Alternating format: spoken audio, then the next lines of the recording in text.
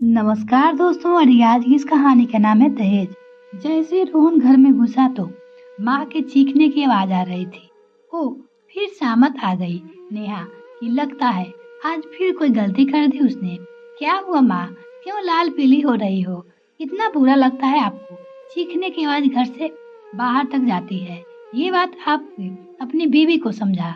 कैसे गवार की मेरे सिर पे ला बैठाया है तूने। मैं तंग आ गई हूँ इनसे। माँ गुस्से में बोली। अब क्या कर दिया इसने? रोहन झुलझुलाते हुए बोला। देख जरा कैसा खाना बनाया है। दाल कच्ची है और रोटी जली हुई है। रोहन ने देखा, सारी थाली में खाना धो कर रखा था। उसके माँ ने नेहा डगमगाई आंसू से आंखों देखने लगी और चुपचाप थाली उठाकर अंदर जाने लगी। कुछ और बना देती हूँ, अभी कहते हुए चली गई। माँ, होश में आओ। नेहा बहुत सीधी है और मुझसे बहुत प्यार करती है, इसलिए चुपचाप आपकी आज ज्यादातर सह रही है। कोई दूसरी होती तो अभी तक भाग गई होती। भाग कर जाएगी कहाँ? अपने भुलक कर माँ बाप के पास। उन्हें अपने खाने पीने के लाले पड़े हैं। इसे क्या खिलाएंगे? गवार है। सारा परिवार बड़ी तारीफ करता है। तू पढ़ी लिखी लड़की एकदम कूड़ा पूरा है। तो आपका गुस्सा उसके गरीब परिवार से है या उसकी कम काबिलियत से है? रोहन तैस में आकर पूछा। तब तक नेहा दोबारा आलू के पराठे दही परोस कर ले आई थी। लीजिए माँ जी। उसने थाली की तरफ बढ़ाई। ये देख कैसे मोटे मोटे पराठे थोपे हैं, जैसे कोई जानवर खाएगा। इन्हें कुछ सिखाया है तेरी माँ ने या नहीं? गवार कहीं की। वो पराठे तो तोड़कर टुकड़े करती। इससे पहले रोहन ने उसे हाथ से थाली ले ली। ठीक है मम्मी। माँ, तुम्हें पसंद नहीं है तो मुझे दे दो, बड़ी भूख लगी है। नेहा प्लीज थोड़ी सब्जी भी ला दो, मैं हाथ धोकर आती हूँ अभी। माँ बरबराती रही और रोहन स्वाद लेकर पराठे खाता रहा। सोच रहा था कि वो क्यों उसकी माँ नेहा को नापसंद करती है। क्या सिर्फ इसीलिए कि उसके पेरेंट्स ने बहुत परेशानी नहीं की थी, उसकी उम्मीद के अनुसार दहेज नहीं दिया था। कितनी ओछी सोच है माँ की। वो लज्जित हुआ यह सोचकर, कोई तीर्थराई लड़की होती तो बता देती उन्हें जवान चलाने का नतीजा। अगले ही साल माँ ने रोहन के छोटे भाई की अनुज की शादी अपनी मनपसंद के एक ऊंचे घराने की लड़की मेनका के साथ करा दी। मेनका सुंदर थी और अमीर माँ बाप की इकलौती बेटी थी।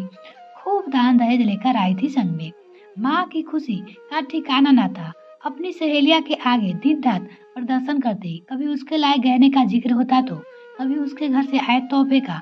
मेनका समझ गई थी कि उसकी सास का लालच और खुद की मिलती इज्जत का कारण धीरे धीरे उसे भी अपनी गुनी भाभी नेहा को सताने और चिढ़ाने में मजा आने लगा।